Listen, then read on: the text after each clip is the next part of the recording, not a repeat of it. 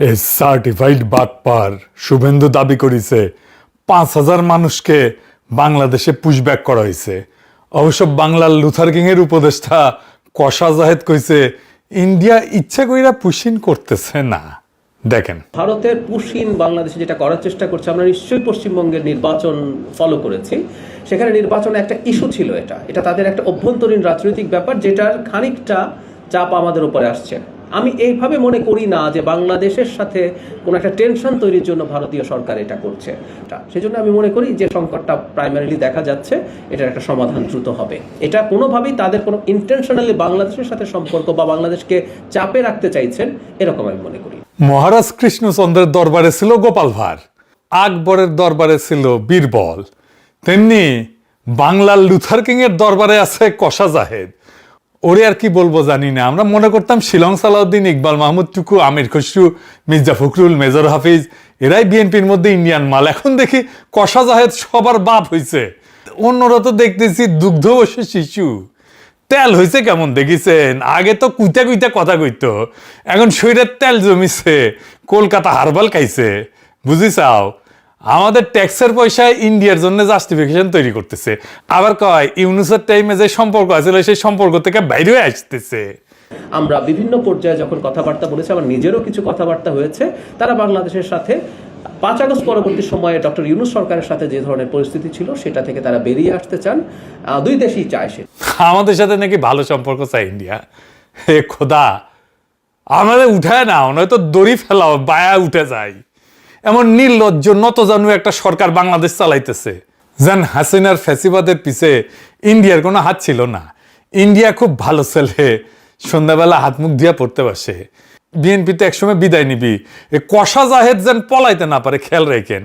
প্রত্যেকটা চিহ্নিত ইন্ডিয়ান দালালদের ধরে খাঁচার মধ্যে ভরবেন।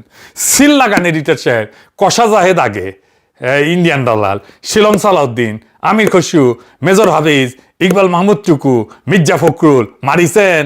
মাথায় রেখেন, ভুলে যান না, প্রত্যেকটা ইন্ডিয়ান দালালকে এক এক করে সিল মারবো। যাই হোক, আসেন আজকের আলাপ পুশিন। আমরা এই ঘটনার আগা পাঁচতলা বিবেচনা করে দেখব কেন এটা ঘটিচ্ছে আর বাংলাদেশ কি করে না। দেখেন, কাঁটাতারের ওইপারে একদল মানুষ, মেয়ে আছে, পুরুষ আছে, কোলে বাচ্চা আছে, তারা বাংলায় কথা বলে। তাদের পকেটে ভোটার কার্ড আছে, আধার কার্ড আছে, প্যান কার্ড আছে, তবু তাদের ধৈর্য আয় না। রাতের অন্ধকারে সীমান্তে দাঁড় করে দেওয়া হয়েছে, বলা হয়েছে তোমরা বাংলাদেশি, তোমরা ওই পারে যাও। এখন আমি আপনাদের একটা সহজ প্রশ্ন করি, কেউ যদি সত্যি ভারতের নাগরিক হয়, ভারত তারে বাংলাদেশে ঠেলা দেয় কেন? আর কেউ যদি সত্যি বাংলাদেশি হয়, তাহলে কাগজ দিয়া তালিকা দিয়া ভদ্রভাবে ফেরত পাঠায় না কেন? এই রাতের অন্ধকারে গেট খুলে মানুষ ঠেলা দেওয়া, এটার নাম কি? এর কি জিনিস? এটা একটা নাম আছে পুশিং বা পুশব্যাক। আর আজকে আমরা দেখবো এটা নতুন কিছু না, এটা পুরানা খেলা। এটা প্রতিবার একই সময় একই ছকে ফিরে ফিরে আসে। চলেন দলিল ধইরা আগাই, কবে কবে এটা হয়।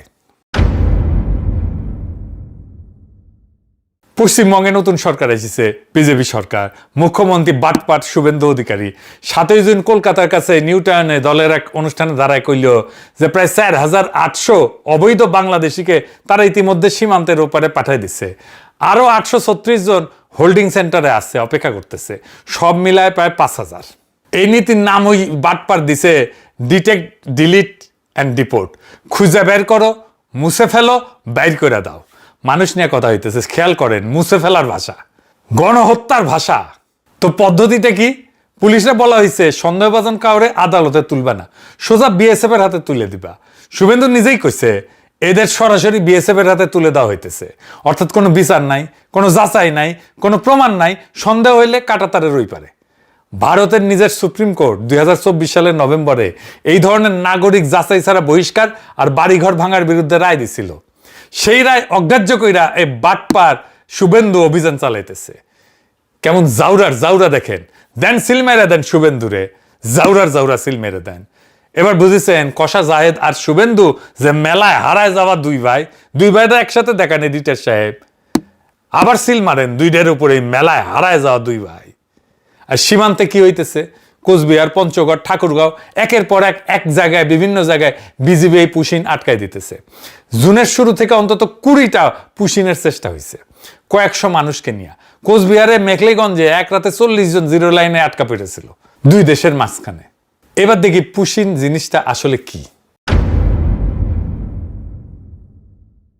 পুশিন বা আর আইনি ফেরত পাঠানো বা ডিপোর্ট দুইটা সম্পূর্ণ আলাদা জিনিস। আইনি ফেরত পাঠানোতে কি হয়, নাম ধাম পরিচয় এটা যাচাই হয়, অন্য দেশে আগে জানানো হয়, নির্দিষ্ট চেকপোস্ট দিয়ে হস্তান্তর হয়, দুই দেশ রাজি হয়, এটা একটা স্বীকৃত আন্তর্জাতিক আইন। আর পুশিনের কিছুই হয় না, রাতের আধারে কাঁটাতারের গেট খুলে মানুষ ঠেলে দেওয়া হয়। আন্তর্জাতিক আইনে এর একটা নাম আছে, কালেকটিভ এক্সপালশন, গণবহিষ্কার। আর এটা বেআইনি। পুশিন আর সীমান্ত হত্যা দুটোই বিচার বহির্ভূত কাজ, দেশীয় এবং আন্তর্জাতিক দুই আইনই ভাঙে। আর জোর কইরা ঠেলে দেওয়া হতভাগ্যদের বাংলাদেশে অনুপ্রবেশকারী বলে চালানো হয় প্রমাণ ছাড়াই। কিন্তু বাস্তবে ধরা পড়ে কারা? বিজেপির হিসাব অনুযায়ী 2025 সালের মে থেকে 2026 জানুয়ারি পর্যন্ত অন্তত 2303 জনকে পুশিন করা হয়েছে। এর মধ্যে 126 জন ভারতীয় নাগরিক, 38 জন মিয়ানমারের নাগরিক। বুঝলেন তো, যাদের বাংলাদেশে বলে ঠেলে দেওয়া হইতেছে তাদের ভেতরে ভারতের নিজেদের নাগরিক আছে, এমনকি মায়ানমারের মানুষ আছে। এরা পশ্চিমবঙ্গ আর আসামের বাংলাভাষী মুসলিম। এদের একমাত্র অপরাধ তারা বাংলায় কথা বলে। আর কষা জাহেদ বলে ইচ্ছা কইরা পাঠাইতেছে না ইন্ডিয়া। কিরকম জাউরার জাউরা দেখে। এটা বলে নতুন না, এটা একটা ইতিহাস, এটা একটা প্যাটার্ন। কেমন ইতিহাস? আপনাদের নিয়ে যাব 2003 সালে সাতগাছি, কোচবিহার, মাথাভাঙ্গা থানা। 2003 সালের ফেব্রুয়ারি 213 জন মানুষকে জিরো লাইনে আটকে রাখা হইল। এরা ছিল মূলত সাপুরে সম্প্রদায়ের মানুষ। এর ভিতরে 80 জন বাচ্চা আর 65 থেকে 68 জন নারী। ভারত বলে এরা বাংলাদেশি, পাঠায় দাও। তখনকার বিডিআর বলে এরা বাংলাদেশি না। দুই পক্ষই নিতে অস্বীকার করে। 6 দিন শীতের খোলা আকাশের নিচে ঠিকমতো খাবার নাই, পানি নাই, পেশাব পায়খানার ব্যবস্থা নাই, চিকিৎসা নাই, বাচ্চারা নিউমোনিয়া আক্রান্ত হইল। তারপরে 6 তারিখ ভোরে মানুষগুলো রহস্যজনকভাবে উধাও হয়ে গেল। কই গেল কেউ জানে না। অ্যামনেস্টি ইন্টারন্যাশনাল এরা কইছিল স্বেচ্ছাচারী গণবহিষ্কার। 2003-এ কেন্দ্রে কারা ক্ষমতায় ছিল? ভারতের অটল বিহারী বাজপেয়ী সরকার, বিজেপি। অর্থাৎ পুশিনের সাথে বিজেপির সম্পর্ক আজকের না, 23 বছরের পুরানো। তাহলে কংগ্রেস কি ধোয়া তুলসী পাতা? না, কংগ্রেসের আমলে পুশিন ঘটিছে সেই 1964 সাল থেকে। একটা আইন আছে, ফরেনার্স ট্রাইব্যুনাল। ফরেনার্স ট্রাইব্যুনালটা কি? নামটা শুনলে মনে হয় আদালতের মতো একটা ট্রাইব্যুনাল টাইপের ব্যাপার। না, এটা পুরাপুরি আদালত না, এটা একটা আধা বিচারিক সংস্থা। ইংরেজিতে এটাকে কয় কোয়াসি জুডিশিয়াল বডি। মূলত আসামে চলে। কাজ একটাই, ঠিক করা কে ভারতীয় আর কে বিদেশি। এর জন্ম 1946 সালের পুরানো ফরেনার্স অ্যাক্ট থেকে। আর 1964 সালের সরকারি আদেশে এই ট্রাইব্যুনালটা একটা আইনি রূপ পায়। অর্থাৎ এইটা ব্রিটিশ আমলের আইনের গর্ভে জন্মানো একটা যন্ত্র। এখন আসল মারি পাঁচটা শোনেন, কারণ এইখানে গোটা খেলাটা আছে। সাধারণ আদালতের নিয়ম কি? যে অভিযোগ করে তারাই প্রমাণ করতে হয়, তাই না? চোর বলতে হইলে আগে চুরি প্রমাণ করতে হয়, তাই না? কিন্তু ফরেনার্স ট্রাইব্যুনালের নিয়মটা উল্টা। এখানে রাষ্ট্র আপনারে বিদেশি প্রমাণ করে না, আপনারে নিজেরে ভারতীয় প্রমাণ করতে হয়। আইনের ভাষায় একে বলে বার্ডেন অফ প্রুফ। এটা আসামির ঘাড়ে। অর্থাৎ আপনি দোষী যতক্ষণ না নির্দোষ আপনি নিজে নিজে প্রমাণ করতে পারেন। কিভাবে কাজটা শুরু হয়? কিভাবে? পুলিশ একটা সন্দেহের রেফারেন্স পাঠায়, কিংবা ভোটার তালিকায় নামের পাশে একটা ডি অক্ষর বসায় দেয়। ডি ডি মানে ডাউটফুল, সন্দেহজনক। সন্দেহজনক ভোটার, ব্যাস। কোনো তদন্ত লাগে না, প্রমাণ লাগে না। সন্দেহের ভিত্তিতে একজন মানুষের ট্রাইব্যুনালে টানা হয়। আর তখন তার সারা জীবনের কাগজপত্র জোগাড় করে প্রমাণ করতে হয় সে ভারতীয়। ভাবেন একবার, আপনার বাবার জন্মের কাগজ, দাদার জমির দলিল, গরিব অশিক্ষিত একজন বাঙালি মুসলিম কৃষক বা শ্রমিক এই কাগজ পাবে কই? একটা বানান ভুল থাকলে, একটা তারিখের গরমিল, আর সেটারে মারাত্মক ধরে বিদেশি ঘোষণা করে দিতে পারে গুয়াহাটির আদালত। আর একবার বিদেশি ঘোষণা হইলে আটক, তারপরে কাঁটাতারের ওই পারে পার করে দাও।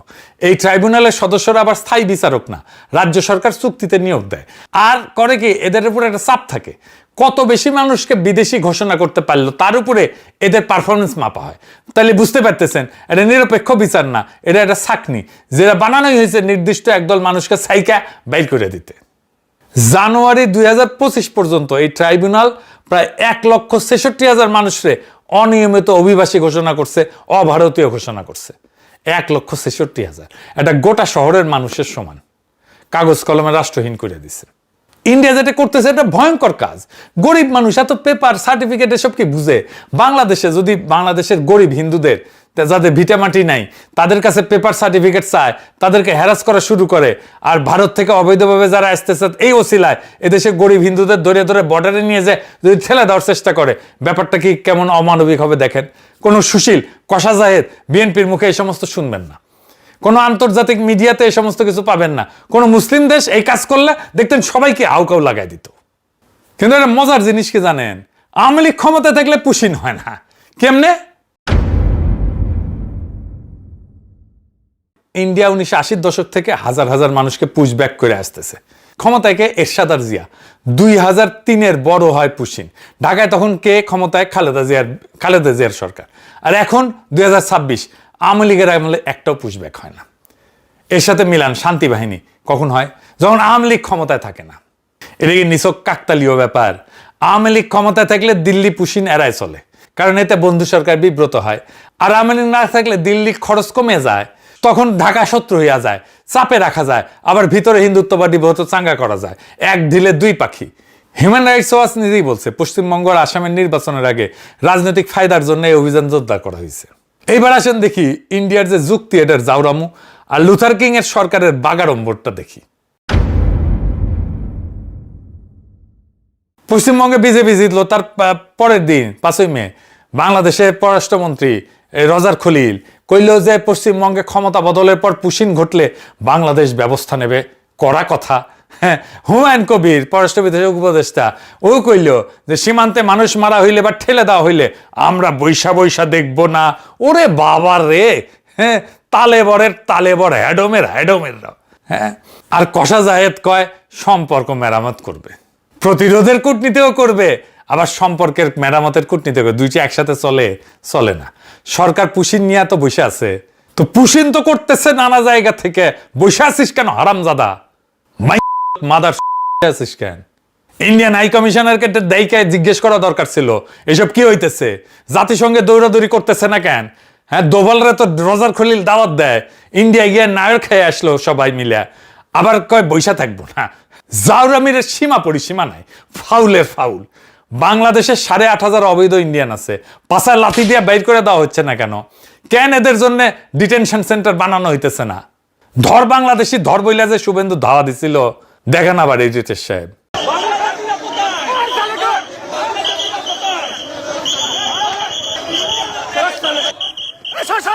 সব বাংলাদেশি মুসলমান, সব বাংলাদেশি মুসলমান, মুসলমান হিন্দু।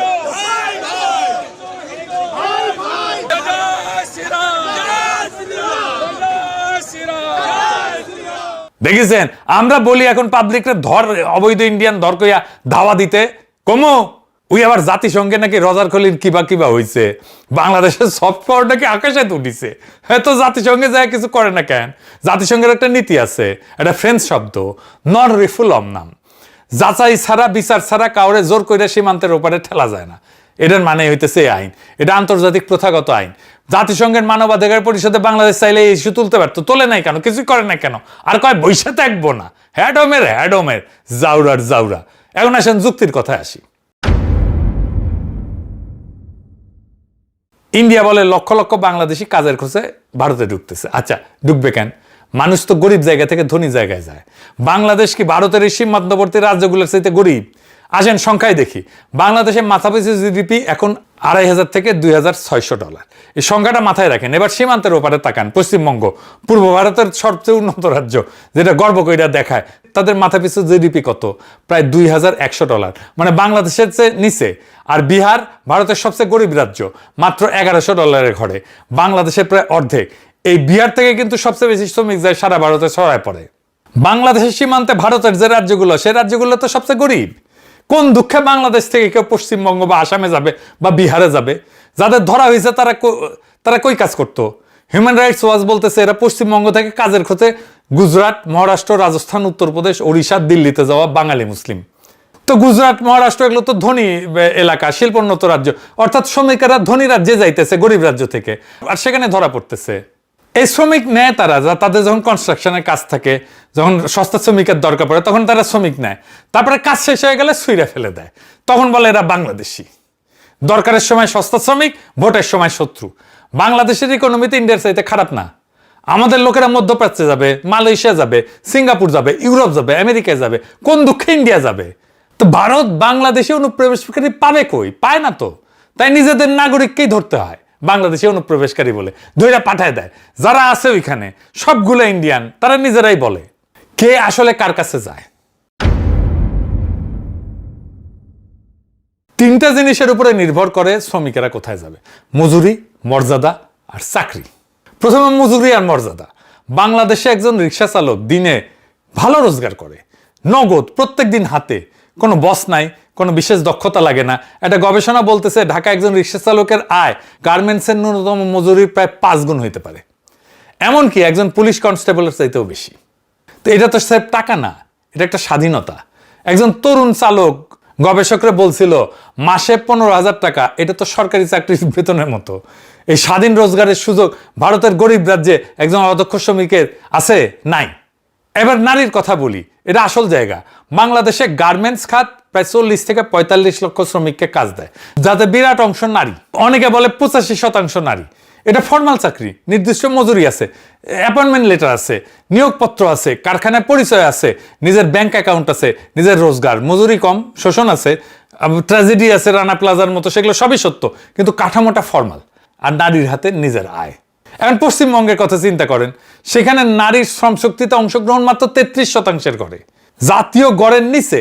আর নিয়মিত বেতনের ফর্মাল চাকরিতে নারীর হিস্সা কমতেছে, কয়েক বছরে 18% থেকে 9% নেমে গেছে। আর এর বদলে বাড়তেছে নিম্ন মজুরির অনানুষ্ঠানিক কাজ, নন ফর্মাল কাজ। আর পশ্চিমবঙ্গ নিজেই কাজের খোঁজে রাজ্য ছাড়া মানুষের সংখ্যায় ভারতের শীর্ষের দিকে। তো একজন বাংলাদেশি নারী যে গার্মেন্টসের তুলনামূলক সম্মানের স্বাধীন ফর্মাল চাকরি করতেছে, সে কেন সীমান্ত পাড়ি দেয়া এমন একটা রাজ্যে যাবে যেখানে ফর্মাল চাকরি নেই, যেখানে তাকে বাসায় জিগিরি করতে হবে? শ্রম তো সম্মান আর মজুরির দিকে যায়, উল্টা দিকে তো যায় না। বাংলাদেশে একটা একক খাত, এই গার্মেন্টস খাত, যত মানুষের ফর্মাল চাকরি দেয়, পশ্চিমবঙ্গে সেই মাপের রপ্তানি শিল্পই নাই। উল্টা পশ্চিমবঙ্গ থেকে মানুষ বাইরে হয়ে যাইতেছে। তাইলে শ্রম কোন দিকে বইবে? মানুষের মর্যাদার চাকরি চাইলে জিগিরি করতে যাবে সীমান্ত পাড়ি দিয়া। বাংলাদেশে 8,500 অবৈধ ইন্ডিয়ান কি করে? মাদারবোর্ড, কষা জায়েদ আছে? কোনো উত্তর আছে? আর এই যে শুভেন্দু যে ধর বাংলাদেশি ধর বলে, কারে সে দাওয়া করতেছে? এই পুশিন কোনো বিচ্ছিন্ন ঘটনা না, এটা ভারতের ভেতরের ভোটের রাজনীতি আর আঞ্চলিক দাদাগিরির একটা পুরানো হাতিয়ার। সেই 1980 থেকে 2026 একই ছকে বারবার ফিরে আসে। আর ঢাকার পছন্দের সরকার না থাকলে এর লাগাম খুইলা যায়। আর সেই মানুষগুলোর অপরাধ কি? একটাই অপরাধ, তারা বাংলায় কথা বলে আর ধর্মে মুসলমান। নোম্যান্স ল্যান্ডে দুই ধারের কাঁটাতারের মাঝখানে আটকা পড়ে আছে সেই মানুষগুলা, যাদের অনেকেই আসলে ভারতের নাগরিক, অসহায় নাগরিক, যার ভিতরে আছে নারী, শিশু, বৃদ্ধ।